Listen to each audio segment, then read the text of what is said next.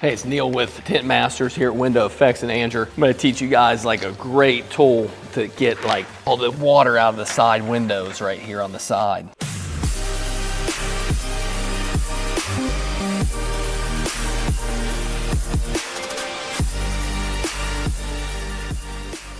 First, notice I dropped the tin here, a little extra secret on how to install. I'm going to drop this whole film down in the bottom, and once I get that in, then I can kind of fold it in, work that bottom.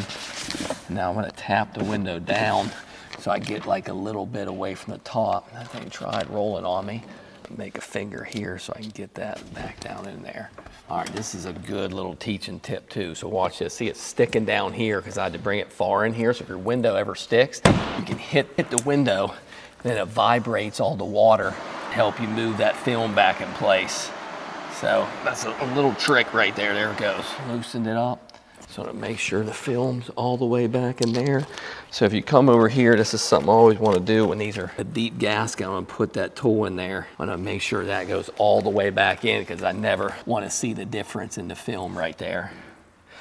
All right, so I'm going to show you my favorite tool to use right here. So we're going to lock down that top. So it's like we got water here and here. So this is the most underrated tool ever. And I talk to people about it and they go, oh, it always scratches. I was like, it never scratches for me. Probably because people are running this part right here on the film, which you should never do. So, okay, I'm going to push on the glass. I'm going to stick it back in there so only this part is touching the film.